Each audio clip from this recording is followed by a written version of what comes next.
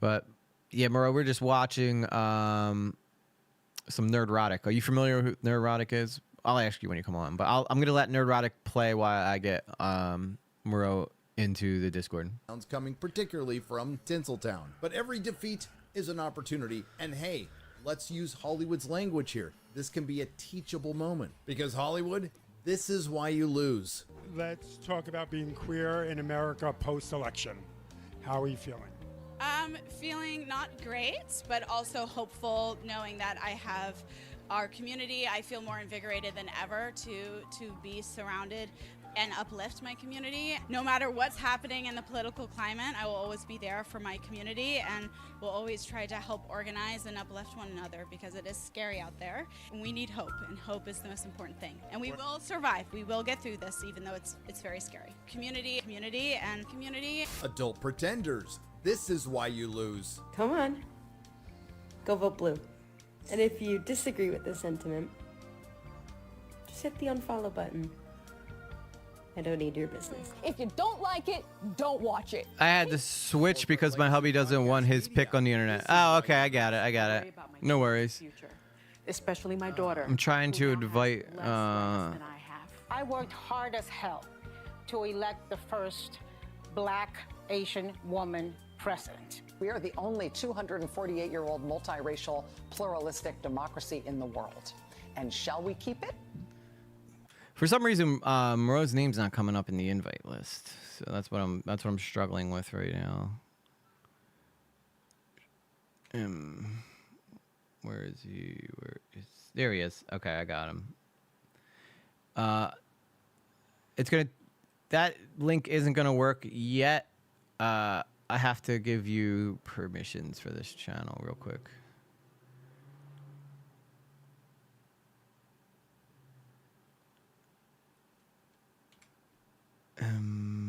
Where is he? He's got to be around here somewheres. There he is. Okay. All right, you should be able to join now, Murrow, whenever you want. There he is. I'm eating like mystery soup right now. It's so good. Did you say mystery soup? Is that what it is? Hello? Yeah, can you wait, hang on. It's not, you can't hear me for some reason. Hang on. I probably gotta change the output device. I can't hear you on Discord. You gotta fix your input. There we go. Did you got me now? Oh, there you go. Now I can hear you, yeah. Yeah, my computer for some reason sometimes just switches the input on a whim. I don't know why that's the case, but it does it. But you were hosting the show for a second there. So you said mystery soup. Yeah, I don't know what's in this. Did you make it yourself, or was it just like... No. It was a gift? Something like that. Here. It seems like there's some form of carrot, maybe broccoli. Here, sir, enjoy my soup. Of chocolate cheddar broccoli soup. I put way too much crushed red pepper in it. It's insanely spicy, but I'm having a good time. Hey, you know, a little spicy never hurt nobody. Let me just adjust. That is true. Let me adjust my OBS here because we're not talking about nerd. You know who Nerdrotic is? You familiar with that channel at all? Not at all. Who are they? He's a guy who covers like mainly comic book movies and stuff, but he's talking about how, like, you know, the political messages in movies are destroying film and shit like that, and he's trying to like win the war of trying to get that shit out of his comic book movies, especially because he grew up as like a big comic book nerd. And is he one of those anti-woke fellas? Is that what this stems from? Yeah, I think you probably could say he's anti-woke. I think that'd be a fair assumption. But he's doing really well. The gist of this fella, then, yeah. Yeah, he apparently. Are you woke or are you anti-woke? Would you say? You know what? I'm somewhere in the middle. Like, I don't really like woke, but I'm also, I don't hate trans people either. So it's like, I find myself somewhere in the middle. I usually don't like, I usually like normalcy and logic. That's kind of where my home base is. So if something seems illogical to me, I'll usually try to, wonder why we've arrived at this thought process that this is something that like Zimzers, like as a pronoun, like that to me doesn't make a whole lot of sense. You know, I don't care if there's a gay couple that wants to kiss in a movie. It doesn't bother me. But at the same time, it's like, does every single straight white man in a movie have to be the evil guy? You know, it's just like little shit like that drives me nuts. Okay, so you're a Renaissance woke. You like gay people, but trans people, that's when it gets over the line.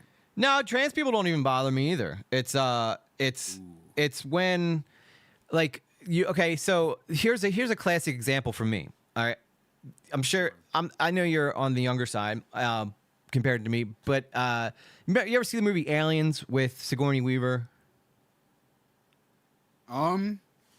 Yeah, probably. All right, so take Ripley for instance. The idea of a kick-ass woman in a movie to me is a woman who, you know, ends up in situations she never has to point out the fact that she's a woman.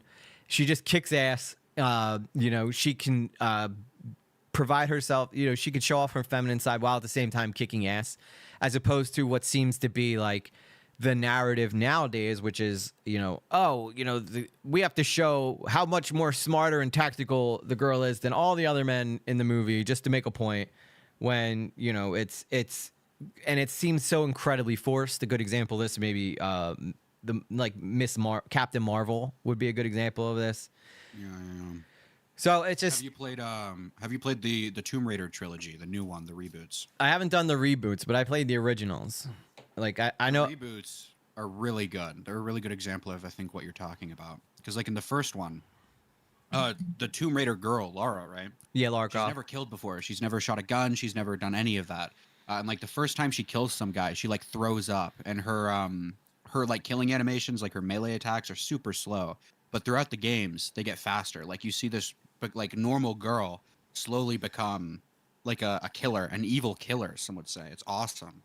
I like that because she's learning through experience how to become a better fighter, as opposed to just being like, you know, girl power. She kick ass right away because she believes in herself. Yeah, no, I like the journey. You know, like I don't even care. Like Starfield, I know a lot of people were bitching about that game and how, you know, there's a lot of woke politics that were put into that game. But I played Starfield and I thought it was a freaking great game. I really enjoyed it, and I know it gets a lot of shit. You liked Starfield? I do, dude. I like it. The fact that I can go it's like. What did you get out of that game? I don't know. I think it's like Grand Theft Auto in space. You know, I think it's stupid though the way you transport. Like, there's definitely some flaws in it, but it is kind of, and it can be a bit repetitive. But the idea that your goal is you start off with this tiny little ship, and then you got to slowly build into like a cooler, bigger ship.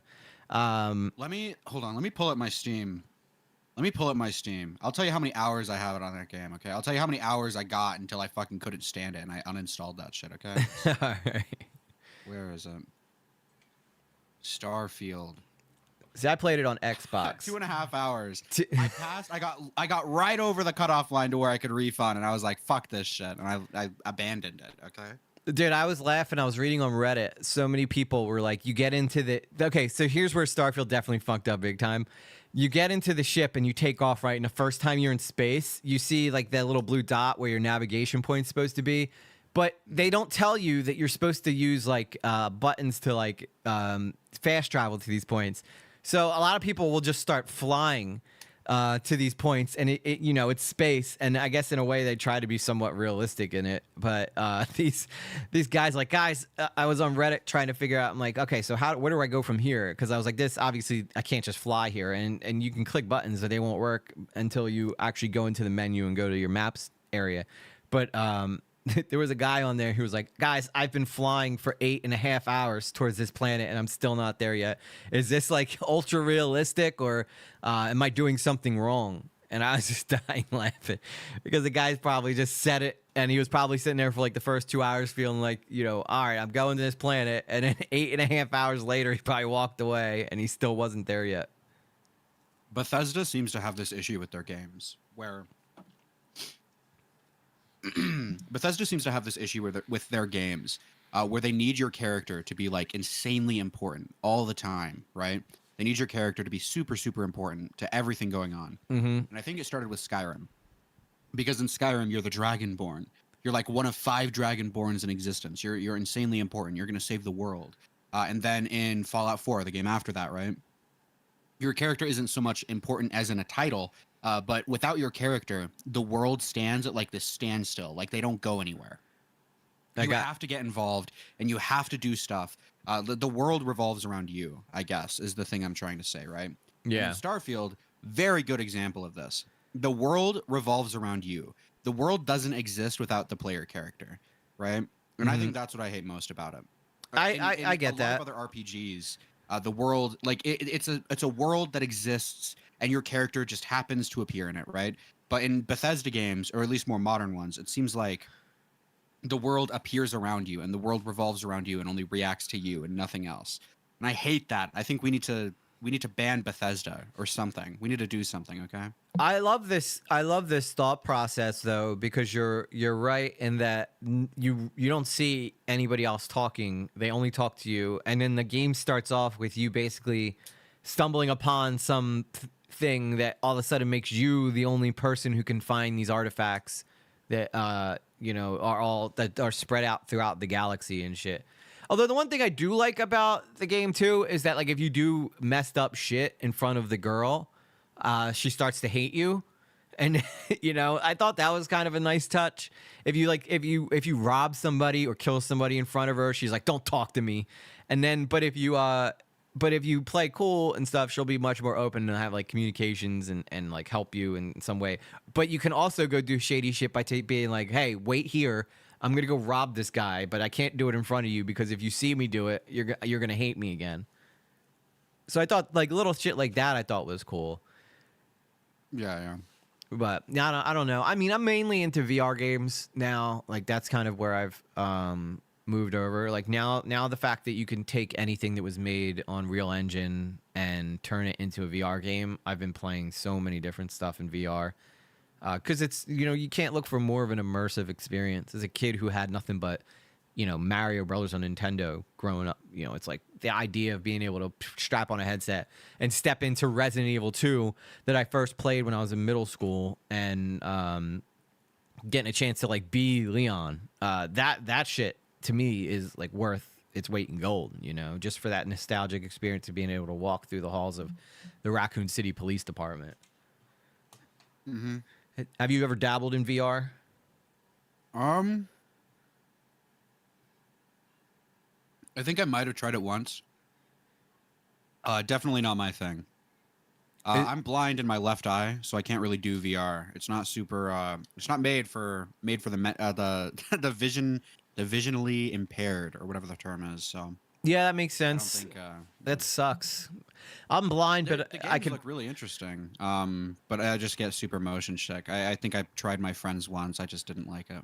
I think the people see VR, right, and then they buy a game in VR off of the Meta Quest store, and they try it and it's half-assed. So they're like, okay, whatever, this isn't as great as I thought it was going to be, and then they give up on it, not knowing that if you were just to pull back the curtain and go to where these communities of dedicated VR players are, these community groups are the ones that are building these mods for these games that allow you, like, there is not a official game called Resident Evil 2 VR where you can play as Leon. They did it with Resident Evil 4 though, but like it's players going in there and recoding these games to allow you to be able to put on a headset and go in there and use your grips and see your hands as Leon and shit. It's honestly baffling. Some games like Ace Combat 7 or that stuff, you can literally sit down in the cockpit of the plane and fly it and use your grips and throttles and stuff and like re-experience the game in a whole different way that wasn't available. And it's still technically not really legally available. These are all mods that were made by communities on the Discord. And yeah, you got to go through a bit of an arm and a leg and be somewhat tech savvy to set it all up. But man, is that quite the experience. Yeah. I've seen a lot of those mods. I like the reverse of that. the reverse of those mods, where they take VR games and they reverse them into first-person games. They're doing it with or some teams doing it with Half-Life Alyx. They're reversing it, so you can play it without a VR and you can play it like in first person, like an old Half-Life game. It's really interesting. Yeah, that's cool. Jammer, I agree. Red Dead Redemption, I think it would be like that, and Grand Theft Auto would be like the funnest games to run around in VR, I think. Because then you're What do you think of GTA 6? Are you a big GTA 6 hyper? Are you excited for that? You know, I like GTA 5, but damn, man. And I know that a lot of work goes into these games, but I don't know, man. Like, I feel like GTA is always going to be successful. I mean, it's by far one of the most successful franchises in the history of all games. And that is one of those worlds that, I don't know. Would you consider that one of those worlds that can't exist without you? Or do you think that does a good job of having the world around you continue to work while you're not doing anything? So Grand Theft, I think it's both. I think GTA, you're playing two different games when you're playing GTA, or any Rockstar game for that matter. When you're in missions, it's very linear, no choice at all. But then you have the open world, where there's a lot of interactivity with the world. The people react like realistically-ish to what you're doing. So it definitely depends. I don't think Rockstar is going to evolve their game design in terms of how they do their level design. You can look at like things like Red Dead 2. Like, again, really interactive open world, super clean. I liked it. But then the missions themselves are very linear. Like, if you go off the path that Rockstar has made, you're going to get a mission fail. You have to restart, and you have to play the game how they want to. So it kind of depends. I think because the stakes are so low in those games, like look at Starfield. The stake in Starfield is fucking insanely high. Same with Skyrim, right? Mm-hmm. If you don't kill Alduin, the world's gonna fucking end. But in GTA, it's like you're a guy whose wife hates him, and then you accidentally crash someone's house. You have to rob a jewelry store to get money to pay him back. Like you have to, like the stakes are so low. So I think if GTA 6 does low stakes and they start off with like low hanging fruit, it'll be fine. I just don't like when stakes are so high. Yeah, I get that. I don't like the new Spider-Man movies because like the Tobey Maguire and the Andrew films, the stakes aren't super high. Like he's dealing with like classic Spider-Man villains, but then you go to the new trilogy and it's like the stakes are so insanely high. Like this isn't friendly neighborhood Spider-Man, dude. This is like fucking, this guy's going into space. This guy's fighting aliens, like all that shit. I just wish I want the stakes to be a little more grounded. No, I like that. Reversion AMV. I see your comment here. It says, sorry for going off topic, but Soggy was apparently given all of Dogpack 404's applications to Mr. Beast's company, which contains his personal information. So are you saying that that Mr. Beast doxed Dogpack 404? Because I realized that they probably gave him that information. I don't think. See, but you said was apparently given all of. Can you confirm that, or is that just something you're saying? So I put out a video basically criticizing some of Soggy Serial's points that he made. Well, not his points. I think all the facts in the video were really good, mainly because he got them spoon-fed by Mr. Beast Corporation, who, like this guy says, knows everything about him. Yes, he did to Soggy. Okay, so Reverse Shin, what is the issue here with that? I get it. It's probably messed up that they gave him his personal information. They probably shouldn't have divulged any of Dogpack 404's like actual information. I think that's fucked up. I think all they really needed to do was, give him the recording of him being fired and maybe some proof that he, was fired for the reason they said he was. But I think that recording does enough. But I guess with AI now, you got to be careful. MROW, what's your opinion? Have you seen Soggy's video? What's your opinion on that? I haven't seen all of his video. I've seen enough clips to kind of gather what's needed. I think it's fine. I think he should have been way more upfront that he was flown out and it was paid. Like, you know how when you're doing an ad, you're like, hey, these guys paid me, or like Linus Tech Tips or something. When he's given like a product, he's like, hey, this was given to me for free. He should have done that at the start of the video. Been like, hey, I think everything in this video is solid, but I was flown out, so keep that in mind when you're watching this. Something like that. Mm-hmm. But past that, past the Cam Nuggets fuck up, past everything else, A lot of it's just stuff that we already kind of knew. And he's just like putting it into writing, putting it like down on a video that's easily consumable. I don't like that Mr. Beast is like sending this video around to creators and telling them to react to it. I think that's super fucked up, like super insanely weird that he's doing that. Do we I know think Mr. for Beast and only Mr. Beast should be the one to respond to this shit? I don't think he should be like saying like this video completely vindicates me and he's like sending it around. do we have proof that he sent? I know that Sagi. Yeah. You want some timestamps? Yeah. So for in the video he says that, or No, Mr. Beast is sending Soggy Cereal's video around to creators. Yeah, I to saw react to, and he's telling them. You saw that? I saw it on X that he said that Sagi said apparently Mr. But like most I think he sent it to Pyrocynical. He sent it to Turkey Tom, I believe Turkey Tom. But provably he sent it to Pyro. Pyro started up a live stream and he's like, "Yeah, I'm gonna react to the video, but just so you guys know, like, here's my DMs with Mr. Beast." He leaked his entire DMs. He was like, "Look, he's asking me to react to it," and then Pyro even said, like, "Can I show this like before I react to the video to show like to be transparent?" And Jimmy responded like along the lines of, "I prefer you not to, but I don't want you to be dishonest. So if you feel like it's needed, go ahead." So undoubtedly he is sending this video around, which I think is a little odd. Yeah. See, I can't even really say anything because I have a situation kind of similar to this, but I don't want to put out any names. But it's. I mean, at some point, I'm not surprised by this. Maybe I'm a little surprised that Jimmy's literally messaging these to like Pyrocynical and Turkey Tom, because Turkey Tom would have reacted to it anyway. So I don't really understand why Mr. Beast would have had to put his word out or anything. Yeah, I haven't seen the clip where Tom says anything about it. I just heard that he has, so take that with a pinch of salt. I'm gonna try to find you the timestamp for the Pyro one though. Yeah, that'd be great. Yeah, so this is I agree. That's terrible. Mr. Beast should just stand back and stand aside until he does his Oompaville interview. Which, by the way, I'm not thrilled that he chose Oompaville to do the interview. That seems deliberate. It seems deliberate. Because we saw how softball he was with Dogpack when Dogpack put out that third video. No, How 1,000% it seems deliberate. You cannot convince me otherwise. There's a reason he went to him and not anybody else. In the video that Sagi uploaded, there's a screenshot of the drive Mr. Beast sent to Sagi. There's a titled job application. Yeah, I think I remember that reversion.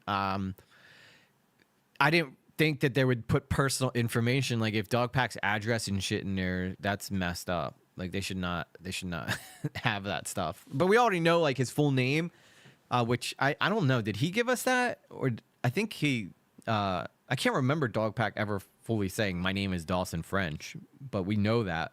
I'm not sure. Not sure. Yeah, I wouldn't know. But yeah, no, it's definitely muddy in the waters. I feel like Jimmy thinks he's too big to fail at this point, and he's just trying to reestablish some credibility with other creators. But yeah, no, it's definitely a cringy move to put out messages to people and say, "Hey, react to this live on stream, please." Like it just seems like a way. Jimmy hasn't been. Like when did Jim really blow up? That had to be like when did he He's been big for a while. I'm trying to think. Go ahead. I'm trying to think of like when he went from being the guy who says, PewDiePie 100,000 times to when he became the number one guy. Because, he's been living out of reality for quite some time now. And I think it's easy when you're a creator and you take that many W's in a row that you can start to feel invincible. And I think that might be where Jimmy's at right now. And I will say he's done a better job up until now of pretty much hiding those flaws. But I think when you get around people like Logan Paul and KSI and they tell you to like embrace that heel mentality because it works for us, and we're going to make shitloads and shitloads of money. Like Jimmy loves money now, way more than he loves content. And I think he still has content, but he loves content because content makes him money. You know what I mean? Or else he wouldn't have done that crypto shit. Yeah. I sent you the timestamp if you want to look at it. You don't have to look at it if you don't want to, but that's Pyro showing his DMs with Jimmy. All right, hang on. Let me. It's up to you. Nah, yeah, I definitely want to take a look at this. I gotta bring it up onto my other thing now.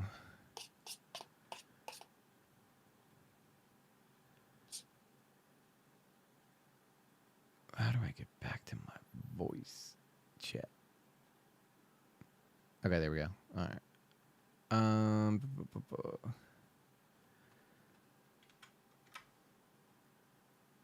I am doing a Pyro live on this tonight, by the way, where I'm going to.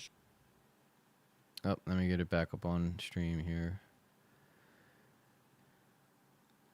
Bro, do you know how I share video? I know how to share like my screen with you on Discord, but how the audio never goes through with it. I was wondering why that. There's probably a way to fix that. I don't know if I'll be able to troubleshoot with you on stream though. I could probably help you afterwards. Yeah, that's fine. Let me turn off share my screen then. Yeah, I've already seen the clip. You don't need to share it with me. I'll just wait until you've seen it. All right. Let's take a look at this, guys. I want to bring it up though, so everybody else can see it too. Oh yeah, sure.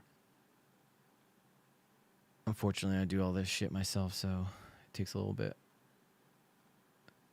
All right, guys. This is what MROW sent me. This is the timestamps that Pirate Cynical is apparently supposed to tell us that Mr. Beast sent him this stuff. Show the actual DMs like in full and stuff like that, but I don't have Twitter on my PC because I would just be on it all day. I refuse to use it on PC. I just have it on my phone, which is probably even worse. But yeah, so you can see he's the third one. Wait, am I going to show anything bad?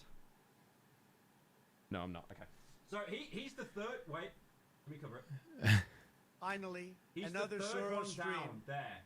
Please splatter your thick hot slop into my face. You can see there. Please don't do the pedo. No, I'm skipping that. Stop that. So you can see him below two people I'm currently trying to commission. Mental illness. But yeah, basically, so I followed Mr. Beast since forever on Twitter, right? And he never actually followed me back. So he then actually followed me yesterday or the day before yesterday. Oh, he followed him, tried to butter him up. He linked me this. Yeah. He linked me this Soggy video. He basically said, there's been a lot of disinformation around me these past few months, and I feel like Soggy did a good job hitting a lot of it with facts. What do you think hang will on, happen hang on, hang on, hang on. I know that's 50, bro. I'm sorry. I'll come back to it in a sec. There's been a lot of disinformation about me these past few months, and I feel like Soggy did a good job hitting a lot of it with facts. Would love if you covered it. So that's him. I will go to that dono in a second, I promise. So that's him basically saying that, right? I'm going to show this like properly in the video and stuff, just so you don't think it's like BS or anything. And then I basically said to him, I'll probably stream my reaction to it tomorrow. Do I have permission to show this DM conversation of you asking me to check it out on stream? And then he said, I'd rather not, but if you feel it necessary, it's up to you. Appreciate you covering it. So you can see there. So, hang on. Oh shit, yeah. Oh my god, my fat face. Focus on the phone. Focus on the phone. He's fighting with the phone. That's pretty funny. Okay, there you go. You still probably can't see it as good, but yeah. So yeah, the reason why I'm showing that DM, even though it'll probably never get leaked, is just like, you know, complete transparency. Yeah, so he's been doing that to a bunch of other creators, not just Pyro. Yeah, I agree. I mean, that's not a good look. It's definitely not a good look. I mean, especially if you knew anything about the commentary community, this video would make its rounds anyway. Mr. Beast would have just, you know, waited instead of sharing it. And surprisingly, you know, in my video, I did say there's no way that Jimmy didn't know that Soggy was at Mr. Beast's headquarters interviewing his people. Like, you'd have to be an idiot to not think that Jimmy wasn't aware of that. And Soggy on Chud, I'm sure you saw that interview, got really, really shy when Chud brought up the plane ticket shit. You know what I'm talking about? I haven't seen the interview, but I believe it. I'll have to watch that. I didn't know that was. I didn't know that happened. But that's, yeah. This is one of those situations where not very good to be dishonest even a little bit, because there's already so much dishonesty around the Mr. Beast situation, whether it be like the Quinthio, whether it be Cam Nuggets, whether it be fucking Jake Weddle, whether it be Dogpack, like whether it be Mr. Beast himself, right? Everybody in some aspect has been like a little bit of dishonest. So if you're making a video trying to criticize the dishonest people, and you in that video yourself are dishonest, it's like who are we supposed to trust here? Who are we supposed to look at for like valid information? And it feels like we don't really have anybody as of yet. No, and that's what I started off my video saying, like, how are this many YouTubers so inept at the principles of journalism? Like, even if you've taken English class in high school, you know, like the rules of like writing an essay, right? You don't make shit up. There is some rules, I guess, around journalism in regards to whether or not you divulge sources. Personally, I don't really like giving up my sources because the majority of the time, they won't they won't give you shit in the future if you tell everybody who gave you it. But this is different because in the video, Sagi films himself flying out to Mr. Beast. Like, everybody knew where his sources were because all of them were in the video. So it's not like it's the same situation that I'm in where like some of my sources, I tend to try to keep them secret. And it was completely unnecessary for him to even lie about this shit. Like, I would have had 10 times more respect and probably never even would have gave it a second thought if Sagi came out and was just like, listen, I was offered the story. I wanted the story. I took the story and they gave me the story. Like, I'm apologizing for nothing. Yeah, they flew me out there. You think I'm going to pay him for myself to go out to Mr. Beast? I would have had 10 times more respect for the guy. But the fact that he's playing this cloak and dagger shit, and now on X, double downing on attacking Mr. Beast and acting like he was used by Mr. Beast. Like, Sagi wasn't aware of the mutual benefit to him being able to cover this story from the beginning is like mind-boggling to me that he's acting so coy and so like surprised by this. I disagree a little bit. I think you can have Soggy Cereal. We can agree that he was dishonest in how he portrayed the plane ticket events, right? Mm-hmm. But then also, right, if he's making a video and he didn't intend for this video to be like an insane vindication of Mr. Beast, and then Mr. Beast is using this as an opportunity to like vindicate himself and potentially avoid any like official response from his end, like he could probably still be upset at that. I think these two things can exist in the same line of logic. So I don't necessarily think he's acting coy, but I do think like if I put myself in his shoes, I would rightfully be upset that Mr. Beast was like using me as his scapegoat. Might not be the correct term, but it's the best I can think of right now. Like scapegoat. Like right? Like that would be a little upsetting for me. Be like his herald, like the guy who came out and spoke for the king to be like, this is, this event's happening here and here. Yeah, I get that. But it's like, all right, I'd love to see all this stuff apparently happened on voice chat. So there's no logs to be able to see how all this stuff was actually set up. But I would love to see like the actual conversation with Dustin. Like, I'm sure Dustin is a popular guy at Mr. Beast, but I don't think he has the authority to bring out a YouTuber without running it past Jimmy first. You know what I mean? Like, the reality of the situation, in my opinion, is that there's no way that Sagi could have, not considered this to be a possibility. Now that the whole react to this stuff, little strange. He probably should have not done that. So Mr. Beast is using him as a PR puppet, scapegoat. Shout out to the scapegoat. Yeah. It seems, I don't know, because like you really like Sagi had to know. He can't be that stupid. Like I don't know if you've seen Harmful Opinions video. Did you see Harmful Opinions video on this yet, MROW? No, but I've heard good things about it. I kind of want to watch it. Yeah, you want to watch it? If like right now, we can if you want. Yeah, you might as well. I know you're probably gonna stream later. By the way, guys, make sure you guys go subscribe to MROW. I should have started off with that, you but don't have to. It's fine. He's fucking glazing. All right, dude. I promise you will never be fucking bored in his stream. That's the one thing I can guarantee you. Because after we talk about the Mr. Beast stuff, we'll talk about some of this stuff. He released a new one. Yeah. About him. Ago. Oh, did he again after that? Today, yeah. I haven't seen that one yet. Oh my god, he's going daily with the uploads. Jesus. Well, when you just put on when you put on like a interesting voice, and you know, he's slop, but he's also like character slop. But Sure. I'm You talking. wanna, I'm talking about the I hate. go. I'm talking about the I hate. Sog. Oh wait, this says 3 hours ago. Yeah, there's a new one. So the one from a day ago. Yeah, that's the one. I hate soggy cereal, and then soggy cereal sucks. Okay, so let's. I guess we could see if we could get through both of them. I haven't been actively. All right. So the way I usually do this is I'll just be like, 3, 2, 1, start, and then if you need to pause it, just be like pause, and then we both pause it, and then just re talk about the timestamp we're on, and then restart it. It's easy. Sure. Okay. What's up, Xylee? How you doing, girl? Hope you're enjoying. Xylee. Okay. Entertain me, EJ. I'm bored. Yeah, Xylee's awesome. You know Xylee, bro? Yeah, you know Xylee. Yeah, she did she reacted to your cam nugget. Xylee's awesome.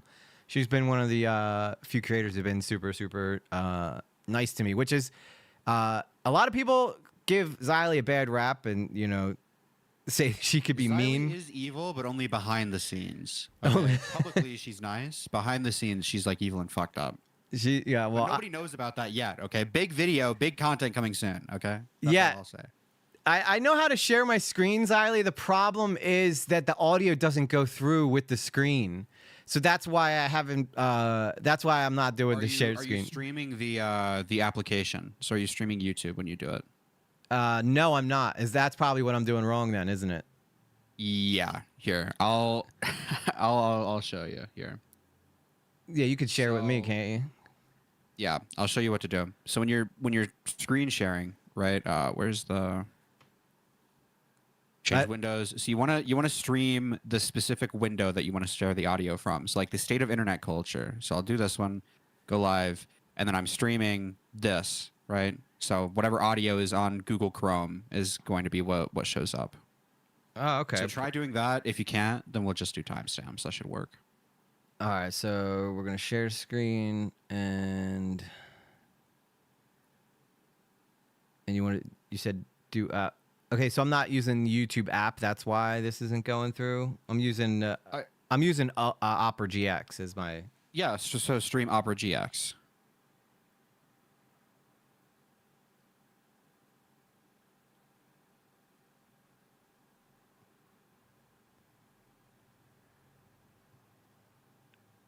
All right, what is that? Did that show up? No, that's some rando. Why is that? Oh my god. Harmful opinions. There it is. All right, go live. Okay, Yeah, so let's see. that should be the video there. Yeah, hit I haven't play. been Let's see actively if it following works. all the Mr. Beast drama. Are you hearing that? I've only picked up little pieces. No, I'm not even seeing anything. We should just do timestamps. We'll do timestamps for now, for the sake of for the sake of. But we'll figure it out. Zai's gonna kick my ass. Listen, I've been a nomad in the commentary space for quite some time. I'm new to having guests on here. All right, so we're gonna do we're doing the best we can with what we got. All right, I'm gonna switch my conversation with MROW down to the smaller part of the screen. And then I'll put this video as the main part.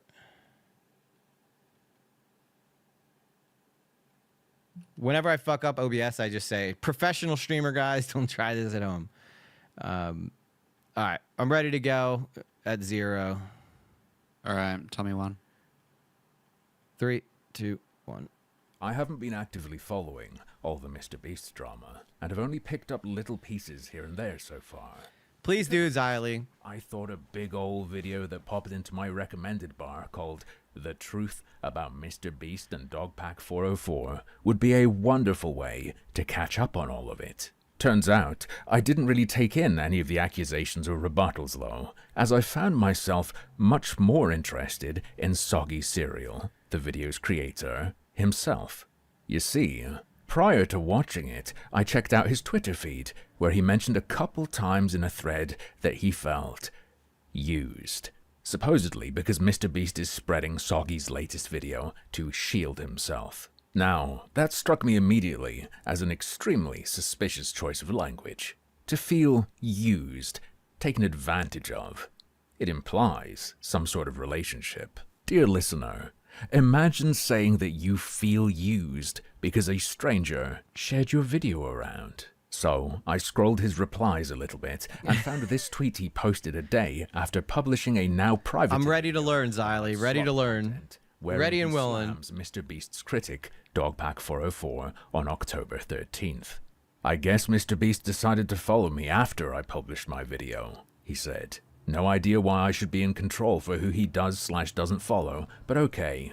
Sure, of course. Okay, not his fault he was followed, but it is interesting to note that Mr. Beast or someone managing the account took immediate notice, almost as if some sort of scouting is occurring. One of Mr. Beast's employees also took extremely quick notice and was very well prepared to make contact with a sympathetic content creator. All right, pause it right there real quick. 151. Bro, do you think that... Sure. Do you think that do you think that Harmful's right and that Mr. Beast's company scouted Soggy as like, I guess like a sucker, I guess, that would fall for this shit? Or do you think it was a little more planned than that? Truth is in there somewhere, I think. I think it is reasonable to say that they knew about Soggy because they had flown him out. They knew that he was going to be making a video. They knew what he was going to include in the video. They knew everything about it. I think that's all that they knew. I don't know if they were necessarily scouting for like a fall guy necessarily. I don't think we're going to be able to ever see sufficient evidence to suggest that. But I do think we can come to a reasonable conclusion as to the fact that like they probably knew everything about the video. And about what Soggy was doing and about like everything in relation to that, if that makes sense. That's what I think. Yeah, so was now I wasn't fully up to date on the Soggy serial versus dog pack situation. I know that they had DMs going back and forth, kind of like arguing. Was that happening publicly before this video came out? Do you have any recollection of that at all? Because I know that... No, I've kind of tuned out of the Mr. Beast stuff. I'm going to be honest. I've not really cared about much that's gone on. I feel like the only thing I'm really going to care about... I wanted to watch the Harmful videos. I know that. And I want to watch the Oompa video. But like the weird in-between stuff with like the DMs and the who's friends with who and stuff like that, I haven't really like paid attention to a lot of that. But I would believe it. Yeah, because the reason I ask is if that was public information and Soggy had been taking shots at Dogpack in one way or another, then it would be easy for Mr. Beast to be like, well, this guy hates Dogpack, so I'm going to go to him because he obviously is going to want revenge, and at the same time, maybe he won't turn his back on me. Either that or Jimmy could always be like, hey, you know, make sure you talk shit on me afterwards so it doesn't look suspicious. But I don't know if Jimmy would... I don't think that last one is realistic. I don't think...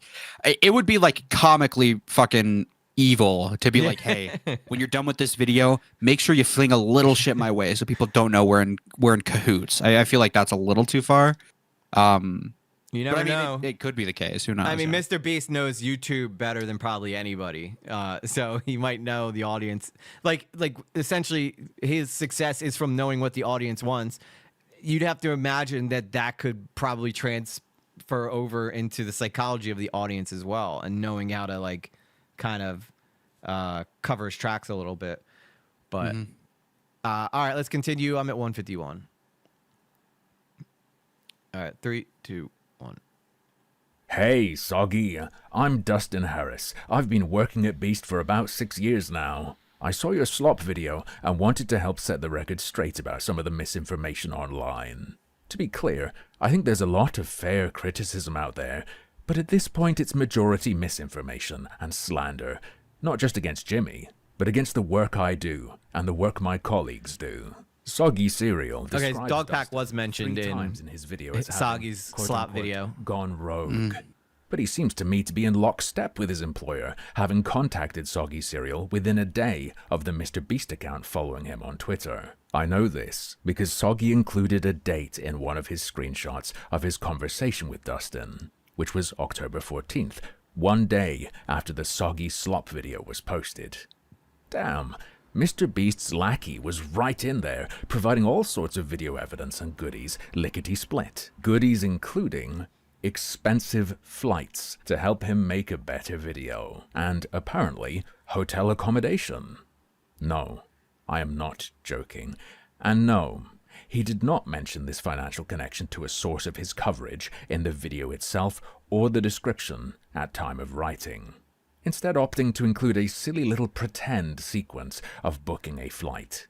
Since Dogpack 404 declined, I have a big issue with the only this other part. place I could dig up the truth is in the belly of the beast. Oh man, North Carolina? Isn't that the boring part of the US? Oh well. Cute. Except he wasn't just faking it for entertainment in the video. He didn't buy a flight in real life either, as he had logic in one of the most suspicious displays I've seen in a while. One thing I actually wanted to ask, just as a kind of matter of record, is you obviously flew to America, right? Yeah. Did you cover those costs yourself, or did Mr. Beast in any way pay? I'm gonna be honest on that. So I offered to do interviews to Dustin, and so I was the one who offered that, to want to do interviews. I reached out to Dustin about that. After he reached out to me, he said that he wanted to do an interview and maybe try to ask some other employees if they wanted to do interviews. But since it was last moment and very expensive, Dustin, as far as I know, paid for those. As far as I know. Mr. Beast card, because when I got at like the hotel, which they said that it was on the card of like literally his name, like his personal card, not non-company cards. And that's all I know. That's all I... All right, pause that real quick. 441. So, MROW, you said you haven't seen that interview yet? No, yeah. I mean, I don't know why this Dustin guy would use his own money. It seems really, really odd. Because like he's just an employee of Jimmy, right? Why would he pay for this guy to interview to vindicate his boss? That seems a little odd, I feel. Let me ask you a question, Muro. Have you ever seen those true crime videos where there's a detective sitting across from a suspect and the detective will maybe throw out a question that the suspect wasn't expecting to be asked and needs to buy time real quick to think about how he's going to twist this to make sure that he doesn't get the crime pinned on him? I get a lot of those vibes. And the way that Sagi responded sounds a lot like the way that somebody who had committed a crime would try to, vindicate what comes next as, an excuse. Well, I don't necessarily disagree. I want to throw this back at you. This guy has shown evidence of just being not like he obviously can speak English, but some words and some phrases he does not know what they are correctly. I think on Lyric Stream, I forget what exactly he said or what exactly he tweeted, but he was like, "Oh yeah, no, I didn't even know that's what that meant. I'll delete that tweet right now. I didn't want to put that across or something." Do you think it could be reasonable that this guy is just like he's on a call, he's not super extremely good with English maybe, and he's trying to like keep up with the conversation because Chud speaks like relatively quickly, something like that, right? I would say that's fair. I mean, I didn't really even consider the language barrier aspect of this whole thing. And, it would be... I'm giving him a ton of good faith right now, so take, Yes, obviously, you go... are. Yeah, whatever, but yeah. The pause, though, is still a pause, and... Sure. And I feel like some of the words that he was using that he chose to respond with, like when he said, as far as I know, as though, like, don't blame me if later you find out that Mr. Beast himself paid for this flight. Because even Dustin could have. Also, this gets worse. Okay, just so you heads up, this is gonna get worse. And when we get to that part, I'll explain why. But it just seems like he's trying to quickly discount that. I can't keep track of whether or not that was Dustin's card, but as far as I know, Dustin paid for it. But all right, let's keep going. I'm at 441. Okay. All right, 3, 2, 1. I know, I swear. I don't even know how that boarding pass got in my hand. Quite a lot happens in that clip, but I didn't want to interrupt him. Let's think about what was just said, because I don't think many of the people who've heard this clip have recognized just how much of a car crash what just happened was. So much so that I'd love to have access to those logs if they didn't arrange this over voice. This is some real panicked bullshitting. Yeah, that's how I because feel. He knows what happened is suspect as all hell. How do I know that? Here's a clue.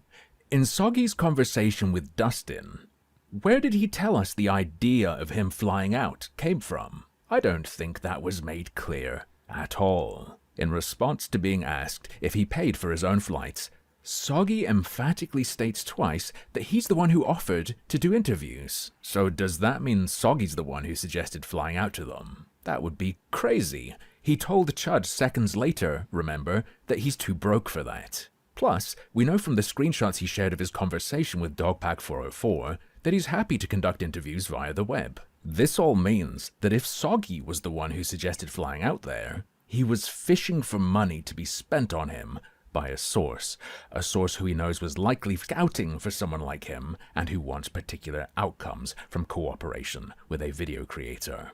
Not great, to say the least, for myriad reasons. Now what if, on the other hand, Dustin was the one who brought up the idea of flying him out there? How do we get from that to Dustin paying for it? Soggy, as we just heard in his chat with Chud, says that the reason it was paid for was that it was last minute and so expensive. Soggy said he just didn't have the funds. This implies that he would have been the one paying for it if he had the money for it, which means he must have communicated this to Dustin. In other words, this guy investigating Mr. Beast and Dogpack told us that he let a Mr. Beast employee I know Daniel's that crew he was broke and then had a significant amount of money, totally unnecessarily, spent on him by said supposedly rogue employee. There is no possible scenario that aligns with everything he said being true that isn't also totally screwed. But there is another option, one I lean towards believing, in fact, that Soggy is lying and the whole shebang was simply offered to him by Dustin. Remember, Soggy told us his hotel was booked with Dustin's card. Is this guy so broke that he needed one night's accommodation paid for as well? Or did he take it purely because it was offered? Granted, I say one night, but don't actually know how long he was there for certain. What I am certain of, though, is that he felt like Dustin's little special guy the whole time.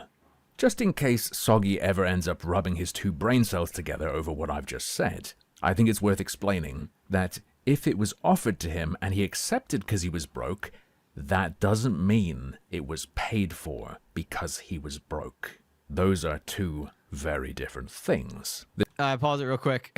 A lot to digest there. What's your original opinion? I mean, initial reaction to that? I mean, I think there is a lot that we don't know, and it feels like it's a lot of guessing. Which I've seen Harmful's videos before. He's usually very right and very on the board. But it feels like there's way too much guessing for me to be like, oh, what, like, I don't know. It just feels like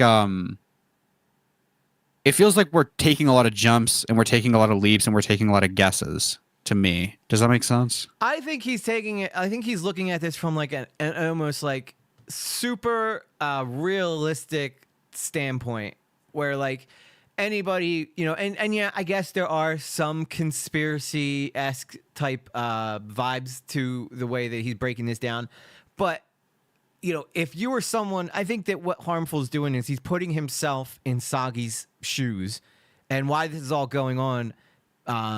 Harmful's explaining it from the perspective of what he would be thinking if all this was going on, and that Soggy would, being a creator, would probably in some way relate to that same thought process.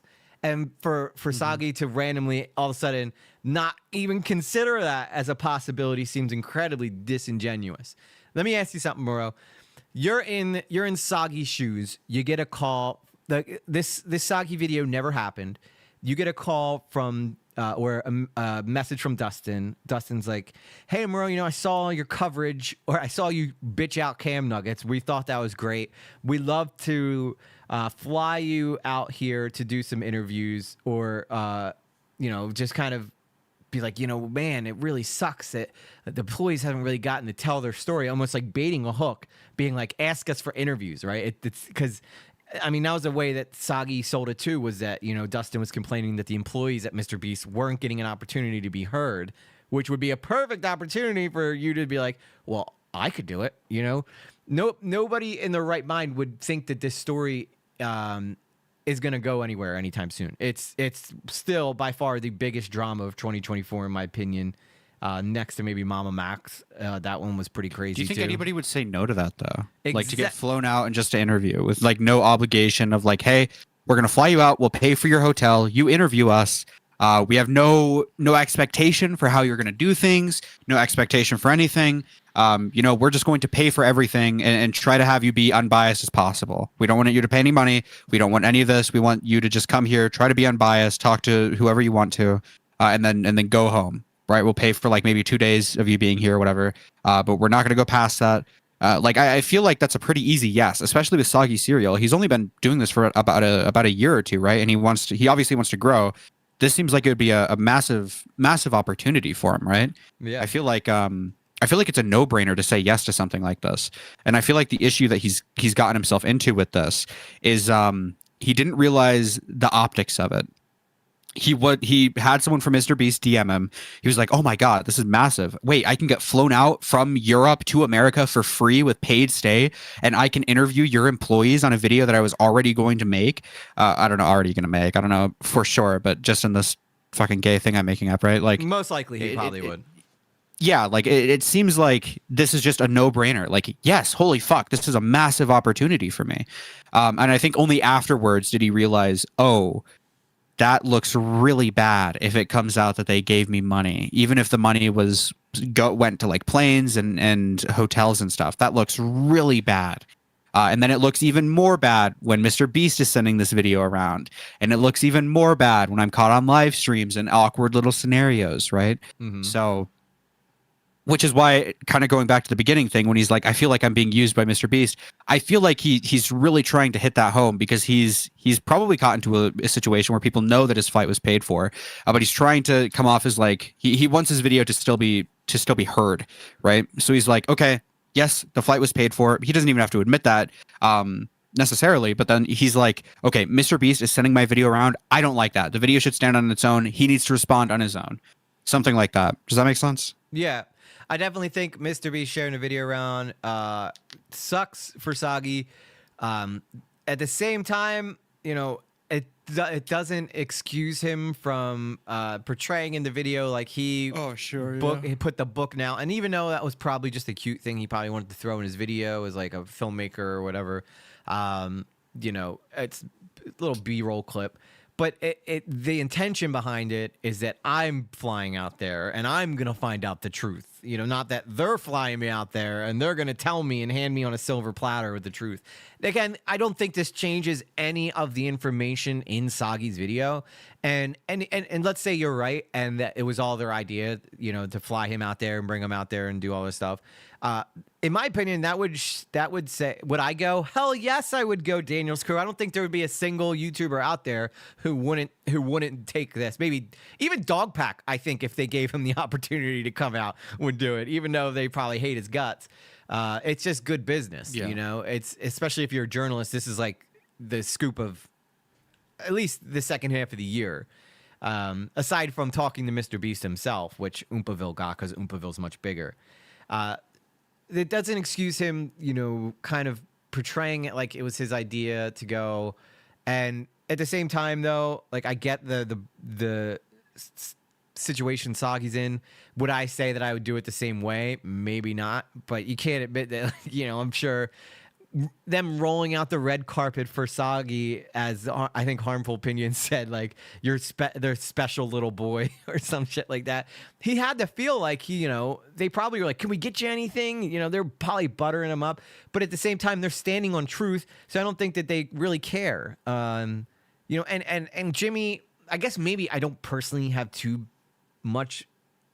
Okay, hot take time.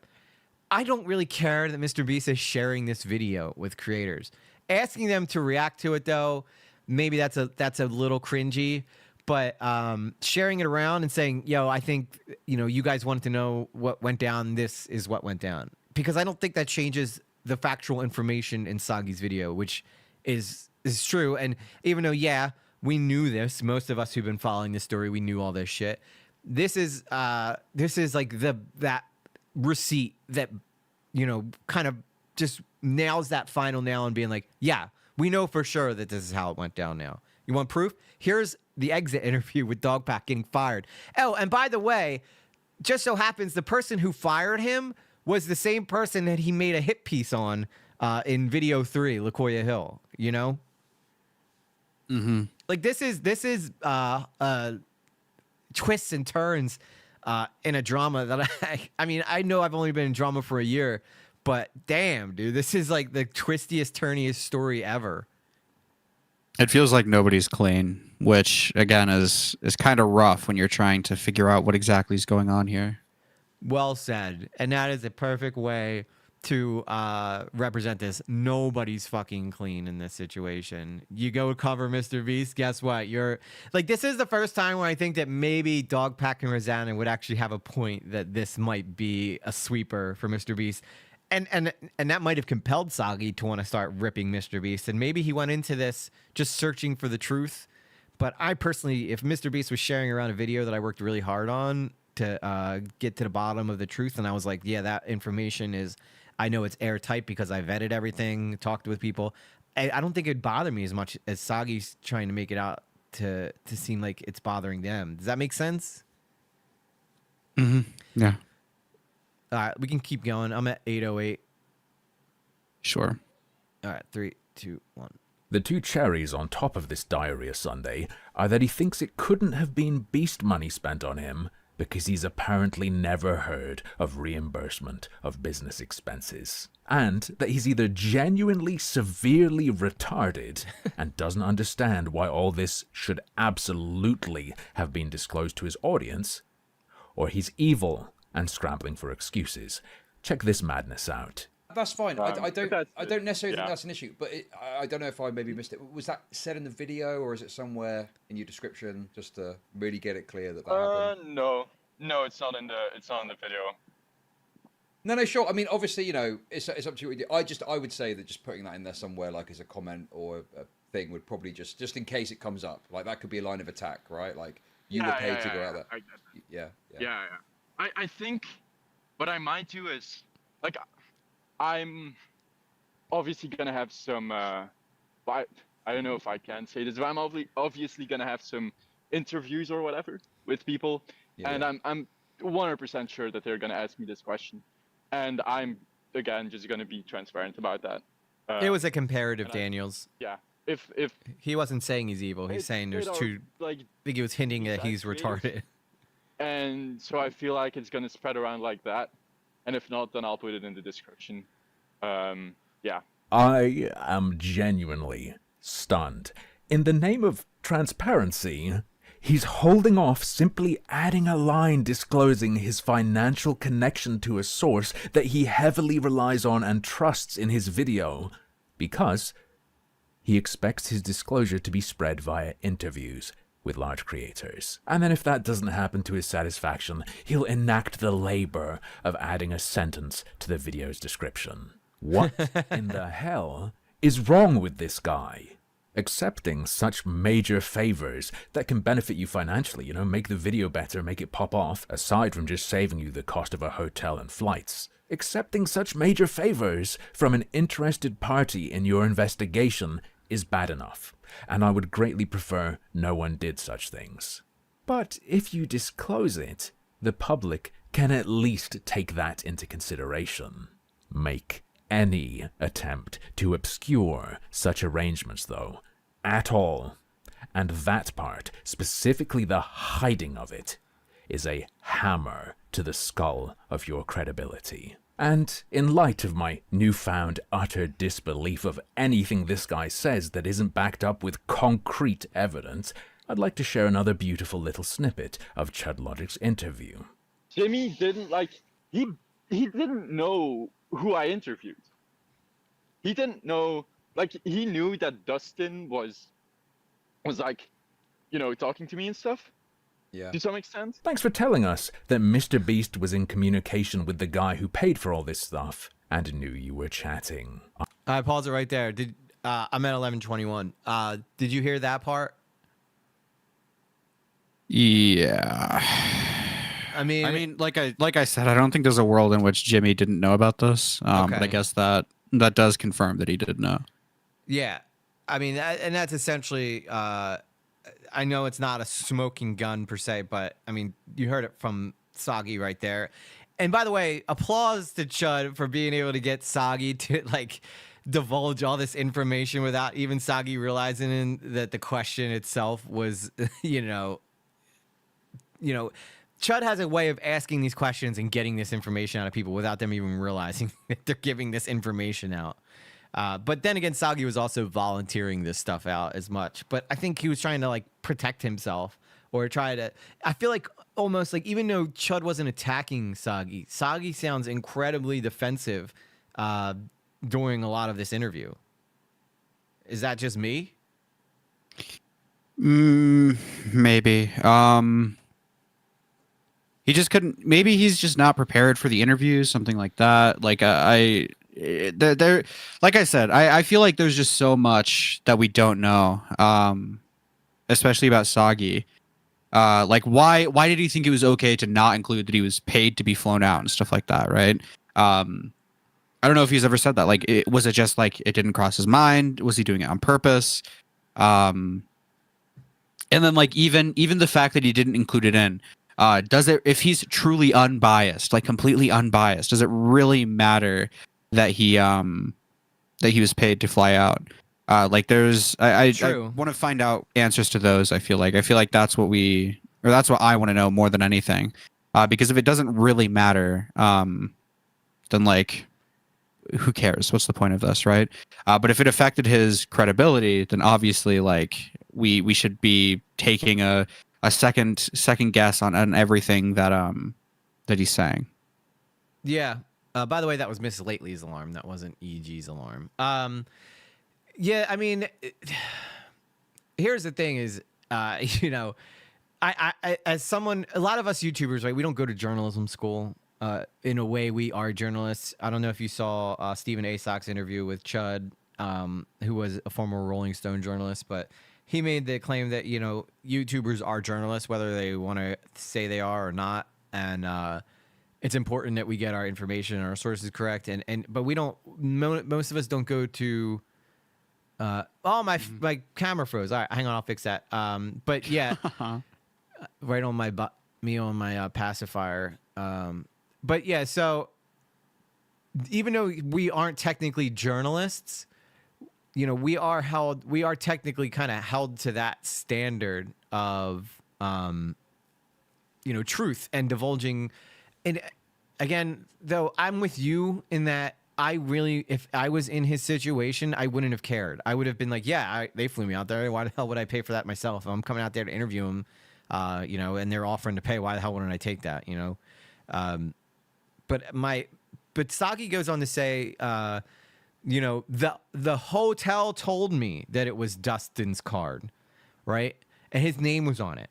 But Dustin, it could be his business card, and it would be the Beast, Visa card or something. It would still have Dustin's name on it. And why would the hotel go out of their way to tell him this? You know what I mean? Well, I'm guessing he asked hey, who paid for this? Maybe it's possible, but it's just a weird thing to ask. Most likely, he would have already known that his accommodations were taken care of beforehand. would you jump in a plane and fly to the other side of the world without knowing that you had accommodations there ready for you when you arrived? Yeah, probably not. I see. I see where you're coming from. All right. It's just like and again, I'm not this isn't me taking away any information in Sagi's video. I think Sagi's video is awesome. It's entertaining. It's an enjoyable watch experience. It's just like this extra shit that is completely unnecessary, that is almost like destroying all this hard work that he put into this video. Just like this exterior nonsense. But all right, I'm at 11:21 if you want to keep going. Sure. All right, 3, 2, 1. I think everyone who's watched your video should know this. Too late for that now, I'd say, but they should have had the opportunity to decide what that means to them. Yeah. But he didn't know who I was interviewing. He didn't know about like the leaked Dogpack firing interview. Like he was really not involved into this, and I wanted to make sure. He wanted to make sure, guys. Wait. How exactly did he make sure Mr. Beast didn't know any of this? Do you think he trusted the guy who dropped the chunk of change on him, perhaps? You know, Dustin, the guy who invested money in making sure Soggy's video would be higher quality and show them in the best light possible, while also probably making Soggy more money too. The guy we know was in communication with Mr. Beast regarding his connection to Soggy. I'm really starting to think this kind of behavior could breed bias, you know. Anyway, it continues. Because at first I wanted to interview Jimmy, but then when I was talking to Dustin, I realized like maybe I shouldn't interview Jimmy and I should completely leave him out of this. Oh, Dustin again. And Soggy simply, out of nowhere, realized Mr. Beast shouldn't be seen anywhere near this project while talking to Dustin. I'm sure that was entirely original thought on his part, and not once suggested by his pal. He goes on to explain that he thought he shouldn't interview Mr. Beast because Mr. Beast would be too biased. Because if I interview him, that might, Jimmy obviously will be unbiased. And so, like, his employees are obviously also... Jimmy won't be unbiased. And his employees are obviously also not completely unbiased, like they work at the company. But it's still different. I agree, Soul.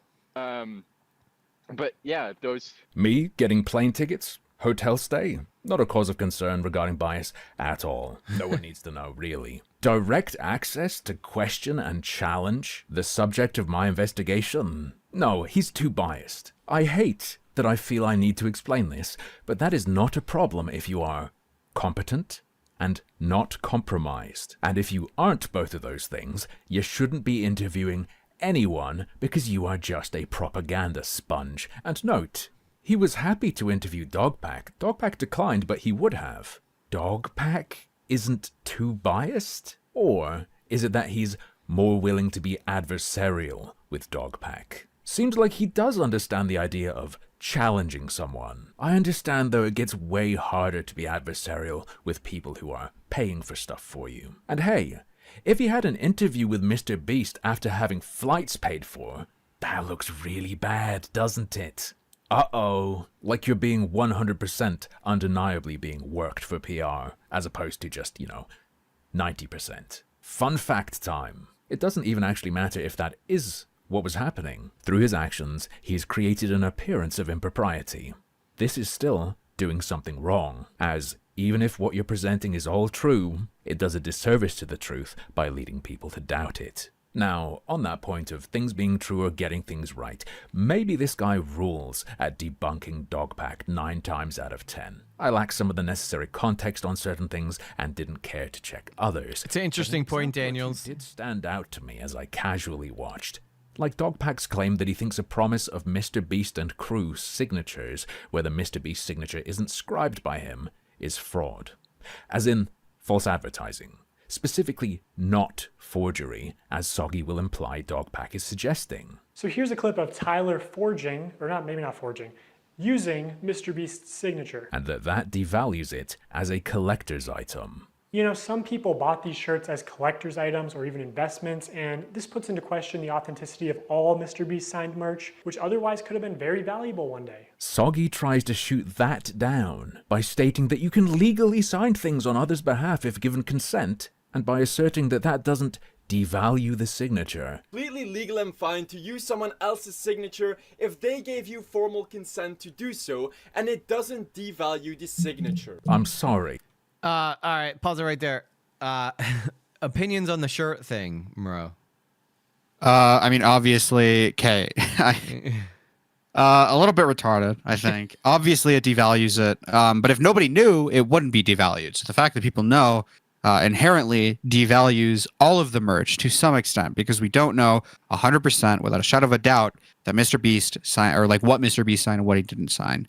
Right. So if you want something that was signed by the YouTuber Jimmy Beast, you're really never going to get that answer.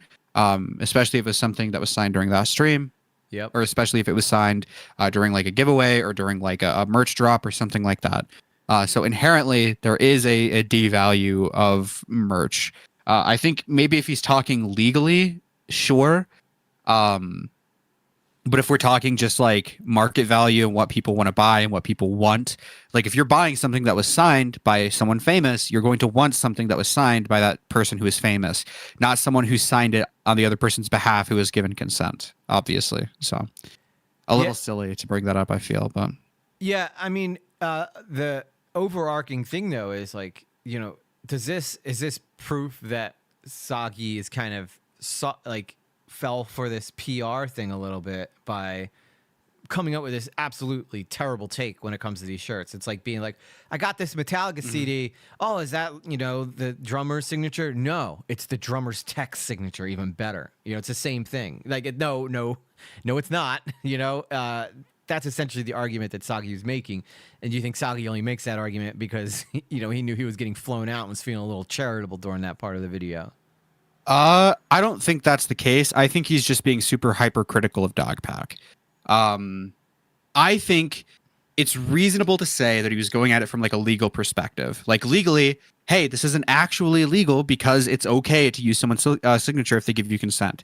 I don't think he was necessarily going at the angle like, hey, it's going to cost the same or it's not going to impact the market value or something like that. I think he was definitely coming at it legally, which Dogpack uses a lot of legalese in his videos. It's like, this is illegal. He did this, which is illegal.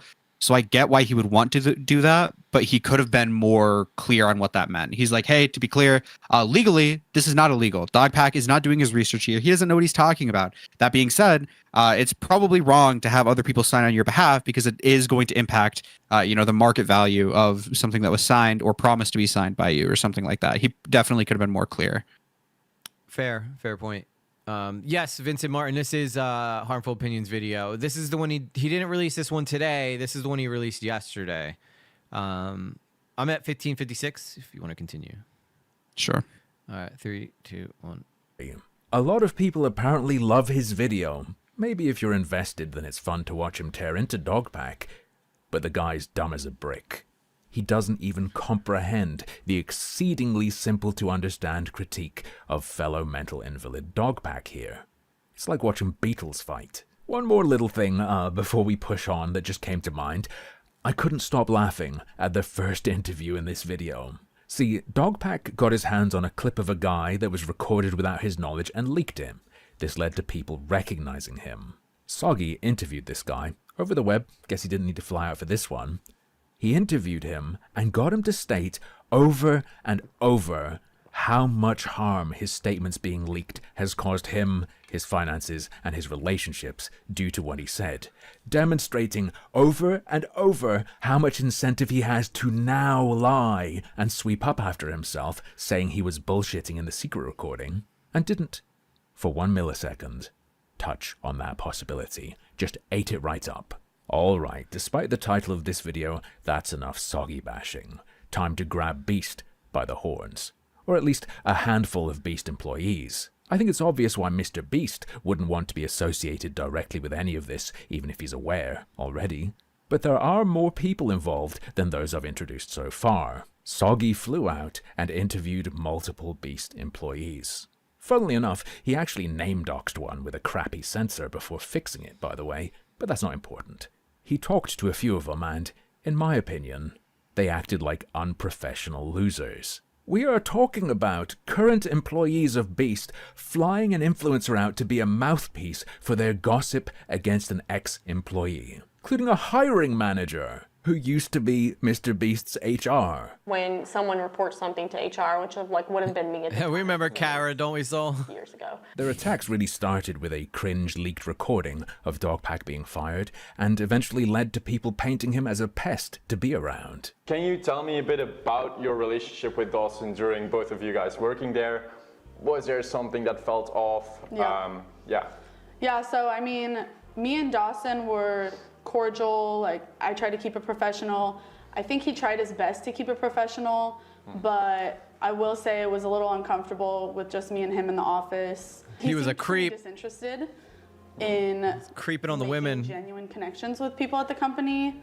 He gave weird vibes for sure, and I felt like very uncomfortable working in the office. What's up, Passion 76? Well with others. He gave weird vibes. Icky. Thanks, Emily. He's like hitting on her or something. Nice caliber of employee running around representing the company. Probably the heaviest blow in the whole video is the claim that Dogpack has prevented people from being able to She was not comfy at all. We're doing a video where we're trying to help people walking. Yeah, I know about that. Yeah. Actively, partners have pulled out because of these videos. There are people who will not walk or will have to delay in them walking because of the videos that Dogpack made. And then it cuts to him talking about something else. Soggy, buddy, you're not gonna probe that at all? I guess he could have and not included it, but I'd personally be very curious to know more details if I was told this. Exactly. Did the partners cite Dogpack's vids directly as a reason for deciding they don't care so much about people being able to walk anymore? Was it more the general maelstrom caused by them that made their partners say, screw them kids? Or did Hoodie simply deduce Dogpack must be why their partners stopped wanting to help the disadvantaged? We know Soggy was all fired up by this point, as he says to Chud Logic. I was fucking boiling inside when I heard that, like, what Dawson is doing with this disgruntled employee is hurting philanthropy. It's making it so that less people would get, like, prosthetics to walk again and shit. And at that point I was like, yeah, this guy should get sued. Dawson should get sued. He should get whatever backlash and consequences that can come from him slandering the entire Mr. Beast company this much. And at that point, like, I was still a little bit open-minded to Dawson maybe having some good intentions. But from that point I was like, yeah, I know. He's just awful. He's just an awful person, and he deserves every consequence that could come from whatever my video does, you know? All right, pause it right there. Did the weird vibes come off him like a squiggly lines from a cartoon? I don't know, Blue Jay, but it appeared to me that she was hinting at him being a little creepy and maybe a little overly, uncomfortable, if you get what I'm saying. Because she literally said that Dogpack alone in the office with her. Oh, my camera again.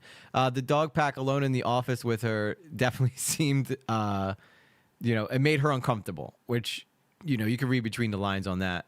MROW, your opinions on the him claiming that Dogpack should be sued?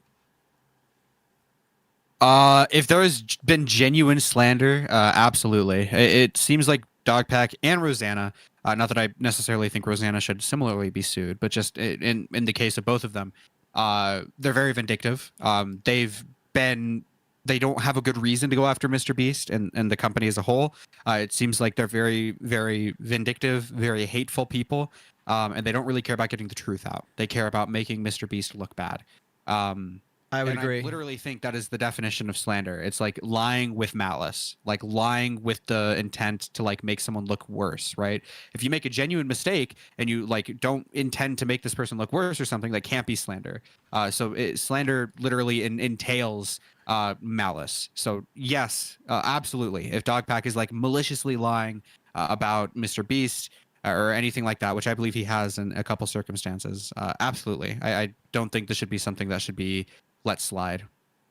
I would agree with that. Normally, I've been threatened to be sued before. It's not fun. And normally, and as somebody who, has been sent cease and desist letters when covering stories, normally I would not be like down with this type of take. But yeah, I mean, everything that I had said in my videos was all truth. It was all stuff that I've gathered from other people saying these things. It wasn't like I was making up, but I agree.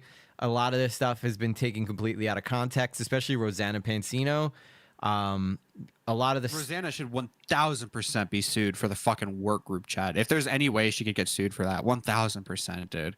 I would agree. That was fucking abysmal. She was trying to claim that, like, she was trying to implicate so many people in the distribution of CP. It's like that's insane, dude. And she's like, obviously she's gotten her criticism, but it feels like people just kind of like walked away from it, forgot about it, right? Yeah. It's like she didn't get her time in the sun, I guess. That damn hide and seek game. That fucking hide and go seek game. She's still mad about it. She is, unironically. It's so insufferable. It's so fucking retarded. I think you're right, Blue Jay. Blue Jay says, I feel like both of them are never going to stop going after Mr. Beast unless they're forced to stop. And I think that you're right. And yes, he said hoodie. So if you guys aren't familiar why that name sounds familiar, that was the guy who was also mentioned in that Ori Bori video where the guy said that Mr. Beast stole all of his ideas and shit. And he was talking about how Hoodie was his hiring manager and stuff, which actually lends more credibility to Tyori's video, ironically enough. Now, I will admit, if anybody goes back and watches my initial reaction to this Soggy video, I was elated. But mainly I was elated because this information has been getting pushed out by people like Nick Diorio, and Soggy has I guess a bigger audience than Nick. So I felt like it was finally getting seen on a level that, suited where the information should be. Because if you think about it, 16 million people watch a dog pack's video. Unless 16 million people watch Soggy's video, they're never going to be corrected with the accurate information, and they're going to go on carrying misinformation as what they believe to be the truth, and that never helps anybody. I believe the truth is something that always wins out in the end, and hopefully when Mr. B sits down with Oompa, they'll finally get to that. So this Harmful Opinions video is just a little bit more of the same. So I'm actually pretty good with not continuing from here. Make sure if you guys, plus sometimes I feel uncomfortable playing somebody's whole video so people can go watch it on their own, I don't want to end up on JJ Jack's films as somebody who's stealing content. Yeah. But I think that's good for the Mr. B stuff. There was some other things, obviously, you've been in some news lately when with Chud. So I want to cut in really quick. Yeah, I have to go in a bit. Like before the hour mark. Yeah. So I'll stay and I'll try to answer whatever, but I'm not trying to act like I'm running or anything. I'll answer whatever, but the hour mark hits. I want to try to leave before that, but like that's my cutoff is on the hour. Give me like 10, 15 minutes. Is that cool? Yeah. Give me 1 second. I'm gonna go refill my water. I'll be right back. Absolutely. Yeah. Overall, MROW's been pretty chill. He's been pretty chill. So I just want to. So if you guys remember, we watched that Cam thing with Himpleton. He was on the show, and there was just a couple of things that I wanted to ask MROW about. Some things that involve a Cheeto, things of that nature, and he's aware that that's probably what I'm going to be asking him. I'm not like a mean guy. I just want to get a little more context behind how all that stuff went down, That's pretty much where I'm at with that. I appreciate you guys being patient, and when I have somebody on, it's not as easy to read the chat, but I'm trying my best to continue that. So, this Mr. Beast shit is just absolutely insane now. Like I swore after the last time that I covered it, I was like, I'm done. I'm done with it. We're not going to talk about it anymore. And then, of course, more stuff comes out. And then not only does more stuff come out, but then there's stuff that comes out about the stuff that came out. And then you're just like, oh, Jesus, dude. Like, does anybody ever, like, just do this shit right? But, I mean, this is the YouTube world, man. It's incredibly competitive. It's incredibly competitive, and people do whatever they can to get an edge, you know? And I'm sure that that's what Soggy felt like he was getting an edge. She is the worst. I hope she gets sued. You talk about Rosanna. Yeah, she sucks, man. She just needs to go back to baking, I think. Just go back to making cupcakes, Rosanna. I don't think that journalism and drama suits you as well as I think it probably should. But yeah, you back with us, brother? I know he's drinking some water. All right, I'm back. All right, so I just kind of wanted a little bit of content. You know, you obviously got in some pretty high stakes debates. Well, maybe not hot stakes, but you just got in some debates lately with Aiden projects, and I saw it on Chud essentially. So that's where I'm coming from, and it was mainly in regards to a Cheeto and stuff. I'm not so much interested in like what your takes were in there, but more like your mindset of when you went into these debates. If you like, so like which one in specific? Sorry. Let's start with who else did you get in the debate with? I know. Also the Cam Nuggets one too. I want to talk about as well quickly. So. You started raging at Cam Nuggets, which I completely understand your rage towards Cam Nuggets. All right, I've been asked to chat. I've been ragging on this guy, and I'm not somebody who picks on people. I'm a pretty nice guy at the end of the day, but something about Cam Nuggets just irked my soul. So I can understand like you spurging at him, but at the same time, like, what was it specifically that he said that made you go into your rage? Dude, I'm gonna be honest. I don't remember if it was something in specific. I was just like, this is fucking boring. I'm gonna try to make this more interesting because fucking he lied to Lyrics. Or was it to Lyrics? Yeah, he lied straight to Lyrics' face and then wouldn't accept that he lied. He like there was just so much, and I was like, nobody's really calling him on any of this. I'm just gonna fucking yell at this guy for like 10 minutes and then. So it was a content move. Yeah, I mean, like obviously I was annoyed. I'm not gonna act like I was fucking like I was up in arms about talking to this guy. I thought he was generally insufferable and just like a kind of a little degenerate, little annoying guy. Yeah, go ahead. What do you think it is that makes people watch his fucking videos? Because they suck. You know, it's not like algorithm. I don't think anybody's watching for him. They see a topic they like and they watch it. All right. Yeah, I personally don't get it. What's up, Shannon Schmitty? Yeah, I just he's definitely writing the definitely writing the algorithm. I mean, you can go to his channel, Cam Nuggets, and you can see like it's a lot of Mr. Beast stuff. Like, yeah, the video he uploaded yesterday, more Mr. Beast stuff, right? And then the video he uploaded today, Logan Paul, How to Train Your Dragon, Mr. Beast, Logan Paul, Whoa Vicky, Logan Paul, Minecraft, Logan Paul, Mr. Beast, like 10 videos in a row about Mr. Beast. It's like he's very obviously writing the algorithm, which fucking get your money. Who cares, right? It's you know, what are you gonna do?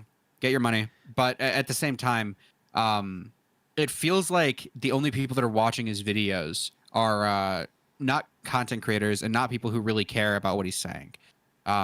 They just kind of want to, like, they're fucking pigs to the trough, dude. They're eating their slop, which is fine.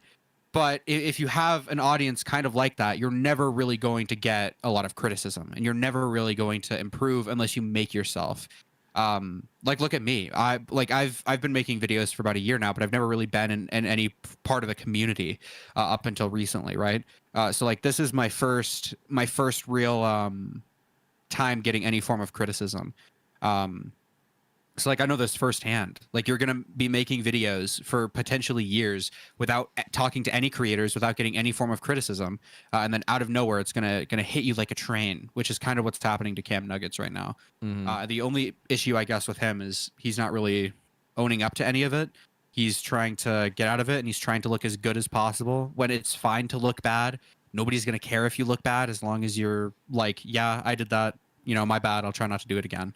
Something like that.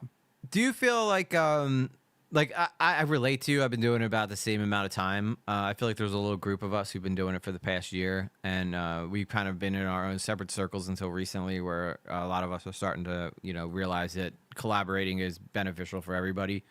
Do you feel like when you went into these like debates with Aiden and things like that, that the content was kind of guiding you, and that's kind of, you knew what would make good shit? Or do you really truly feel like the points you were making are shit that you'd die on a hill for?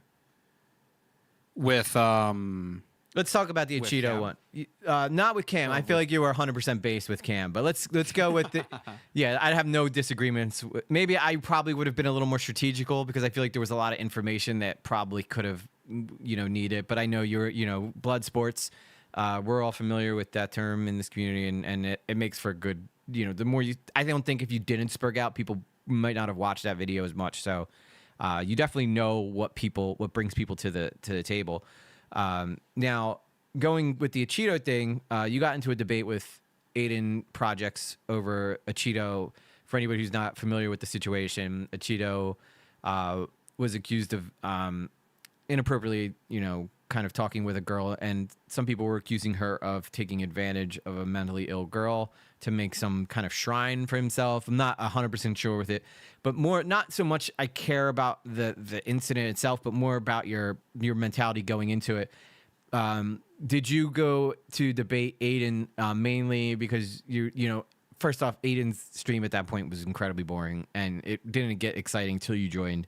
Were you like, I need to juice this up? No, I was streaming myself at the time, and I wasn't really doing anything super important. I was like, oh, Aiden's talking about this thing. Let me call him and confront him, because I think he's wrong. It was kind of like one of those, because I enjoy arguments. I think arguments can be fun. And Aiden, like I talked to him a few times before, so I thought it would be fine for me to call in. Obviously, it worked. I was able to call in while I was streaming and he was streaming. Mm-hmm. And I confronted him on what I thought at the time to be like an egregious take or whatever, which turned out to be not the case. It was not super egregious or as egregious as I had once thought in my head. But, yeah, because that's why I was confused, because I was like, I, you know, talking to you now, you seem like you got a very level head on your shoulders. But like the way that you come off in that video is almost like, okay, I'm taking the other side just for the sake of taking the other side. That's how it appeared to me in the video. And I was like, I don't think MROW is like really into this topic as passionate as he is, as much as he is into the, let's make some fucking content, baby. I mean, I was definitely invested to some extent. What happened, at least in my mind, is I went into it. I confronted him. He was like, "No, this seems like a nothing burger." And then I was like, "Oh, he doesn't care about this." And then I kept raising the stakes until they were impossible to defend. And I'm obviously being very vague, but I can get more into it if you want. But that's kind of how I think things went down, is he just didn't care about something that I was trying to start shit on. Mm-hmm. And then I just kept raising the bar and raising the goalpost or changing the goalpost until it was like so far off the field itself that it was just impossible to defend, and then I wouldn't back down. Obviously, I'm very impulsive, and I'm also very stubborn, which is not a very good combination. Very awful combination, I guess. Not a very good one to have. And especially in the internet where everything Yeah. everything makes its way around. I mean, to be honest though, it's worked out for you. Your stream numbers look way better than they did before that whole situation. So clearly it worked. You know, I'm almost like, in my mind, I'm almost like, I need to start fucking going on other people's streams, just causing mass havoc like MROW does. But I don't know if I have that in me. I'm just at the end of the day, I'm just a pretty nice dude. Not saying you're not a nice guy, but like, I definitely see there's an entertainment value. So I was watching all that. I was super, super curious, like, because the entertainer in me was like, all right, he's either doing this because, like, you know, he sees the value and what it could bring, or he's truly dying on this hill for this, you know, mentally challenged girl that was talking to a Was Cheeto. definitely dying on the hill.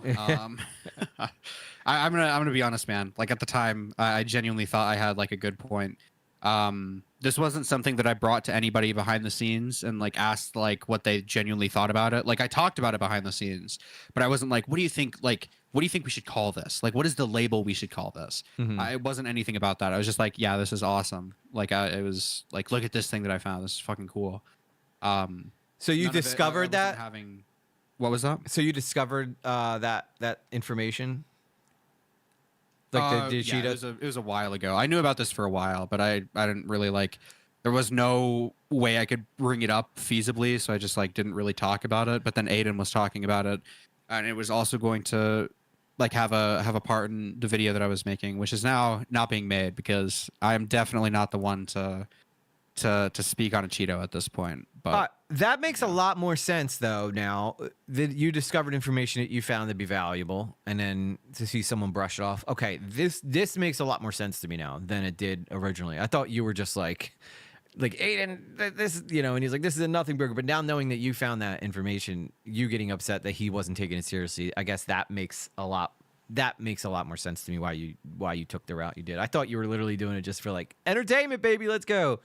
Which, you know, could be mutual truths. I wish that would be a lot more graceful. Definitely wish I did that. So we had Himpleton on. I heard you guys had a bit of a falling out. So the one thing I've learned about this space, and then I don't think I have anything else after that. Maybe I'll ask you like what your future plans are or stuff. But sure.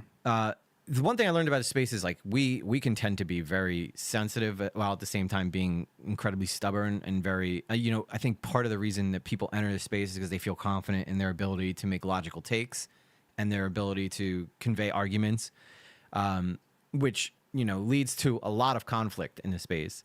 And I've definitely noticed that we're in a space now where there's a lot of people coming up who are, you know, my shit don't stink. Every take I have's the best take. You know, if anybody's wrong, you know, they're a fucking idiot. Do you feel like that's a bit of an issue coming up with some of the, you know, other people involved in this space? Yeah, I mean, it's an issue with me, to be honest. I think it's an issue with everyone. I think everybody, it's something everyone to some extent has to get past. You kind of gotta learn what to say when, which again, as someone who is impulsive and stubborn, not good. Definitely got to work on that. But thank you, Karen. I was saying thank you. Oh yeah. I think everybody needs to. You're never really going to improve if you don't get into a fucking like a controversy or have people like shit on you or anything like that. So I think everybody needs to have their moment in the shit shower before they're able to like really kind of move past whatever they have going on. Because if you're just like yes man all the time, no matter what you're doing or whatever, you're just gonna get like a massive ego. You're never really going to think that you're doing anything wrong, like etc. Right? So I think Xylee agrees. Xylee agrees with you. Yeah, she would. I haven't taken my shit shower yet. But I mean, I have in life. As I said, I'm a little older than you. I'm in my 30s, and I believe you're in your early 20s. Yeah, I'm 21. Yeah, so I took my shit shower in life. So I think that hopefully I don't have to redo all that online. Yeah, admittedly, I have very little life experience. So, I mean, there's not much more you can really do. Like, people are going to be shitters online. Either ignore them, move past it, try to be better. There's not much more else you can do, I think. All right. Zai says it's not fun when you do. Believe me, I've had my shit shower online. Yeah, you are. You're an OG, Xylee. But look at you now. You're thriving. You're in the inner circles. People have a lot of trust in you. So maybe Rose right, and that after your shit shower, everybody. That's when Xylee rose like a phoenix. So MROW, what future plans? How do tell me a little bit about your creative process first before I let you go. How do you pick topics? What are you interested in? I mean, I'm interested in a lot of things. It kind of generally depends.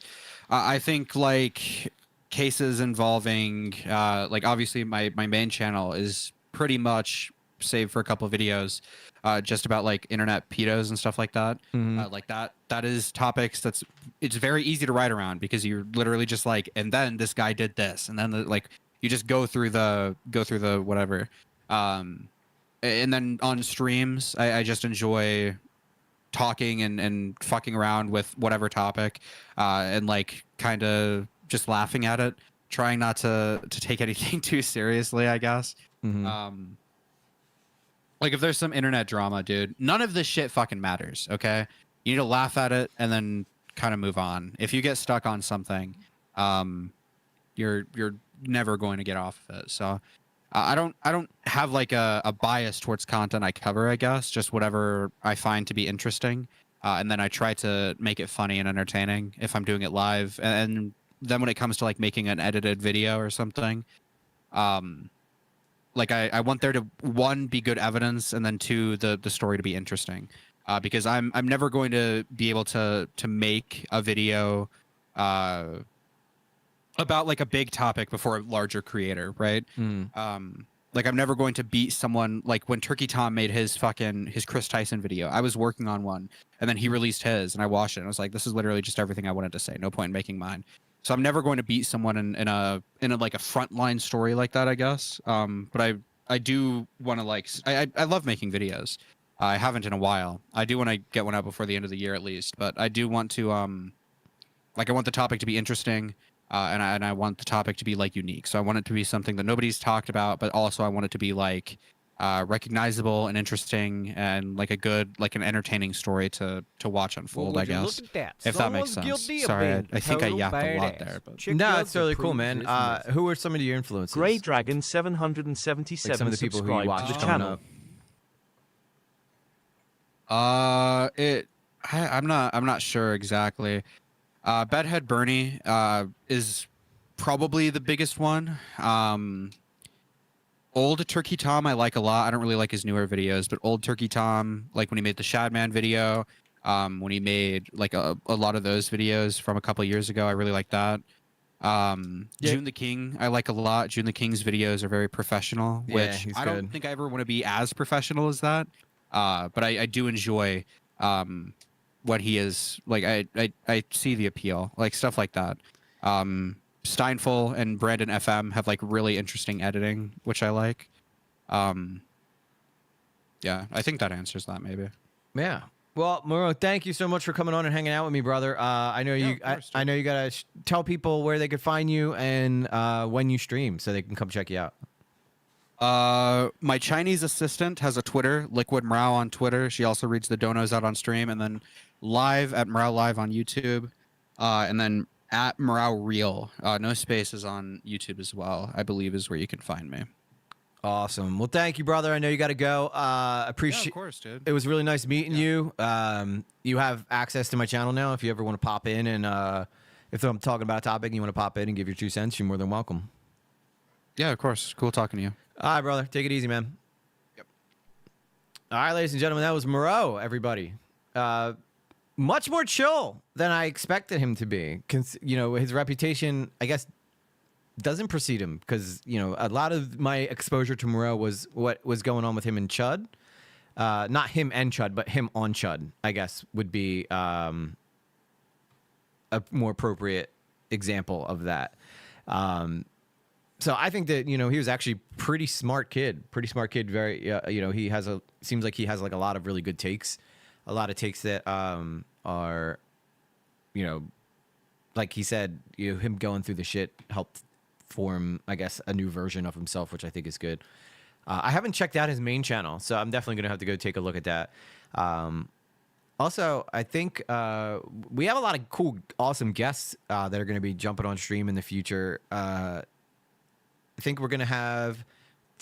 I don't want to say it yet because the last time we were this close, then he bowed out. But Tipster's supposed to be coming on. I think Xylie's going to come on, and obviously got a million questions for her. She's been in the mix for a long time, so brilliant woman. Raymundo is going to be coming on stream too as well. We're going to be talking slop. Obviously he was one of the people who put out those slop videos that were he got put into a shit shower as well. So I heard Pierogi's going to be a guest. Yeah, well, let me get into the swing of things before I try to get him on here. But I like this idea of going on stream, having someone, I like Ray. He's a good kid. Yeah, he seemed really nice, Xylie. He seemed like a really nice guy.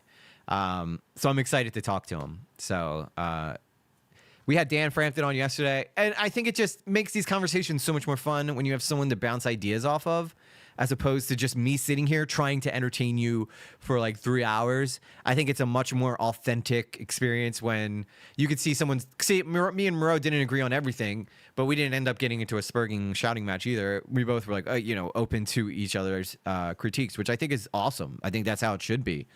Always keep an open mind, in my opinion. I think it's a huge benefit to yourself to have an open mind and be willing to change. You guys remember, I watched Soggy Cereal's video, and I was like, yeah, get him, Soggy, get him. And then I ended up watching the video with Chud afterwards, and I was like, what the fuck? Like, I feel like I was lied to. So if you go and watch my reaction to Soggy's video and then see how I'm talking now, it's like night and day difference. And this, again, I know a lot of people are like, you're turning your back on Soggy or whatever. And, it's not even like that. It's... the information in Soggy's video is good. I just think he's making a fucking absolute mess of all the shit that's going on around this fucking video. He should have been transparent about it. It's not like Mr. Beast was a secret source. If you have secret sources, by all means in journalism, keep them to yourself, right? If someone gives you information, you're better off to keep that inside because you don't want to stop that person from wanting to give you information in the future.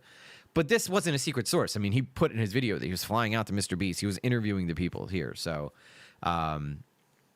it's all a matter of perspective. So, yeah, kick spell check is awful. Anyway, I'm sorry for the camera stuff that was happening during the stream, but I heard EG has P coming on the stream too. Yeah, well, who knows? Who knows what the future brings, guys?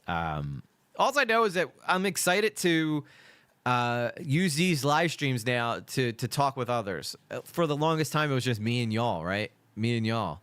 And occasionally I'd bring one of y'all on, which we'll still do in the future. We'll still do that in the future. But being able to just like talk to other creators is really, really cool, really, really fun. And just to hear a little bit about how they work their videos and their creative process and how their brain works. I think it's, Soul, you can talk for hours.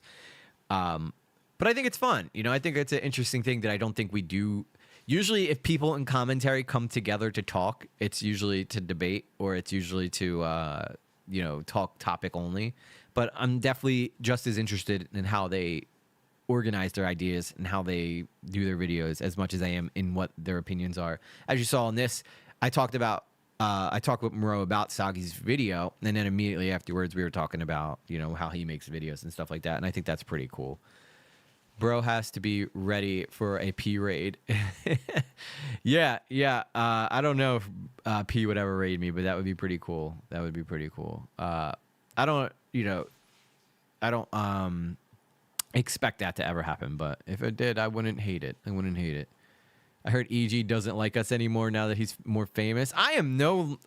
Listen, I haven't gained a single damn subscriber in the past week, okay, Sarah? Sometimes it's like that, though. I'm always going to be this guy, though. I'm never going to change, dude. If I had 3 million subscribers, I mean, the chat would probably be moving a lot faster, but I would still talk to y'all. I would just not be able to make every single comment, but It's definitely not famous. People just are, I think if anything, EG is just being a little more brave and reaching out to people. Whereas before he was just a little bit more shy and kind of kept to himself. I think that's pretty cool. But yeah, once you start putting yourself out there a little bit.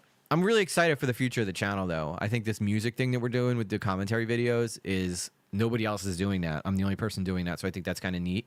To be the first to do anything is rare on the internet. So I hope that you guys have been enjoying that too. Yeah, I haven't received my signature pics of EG.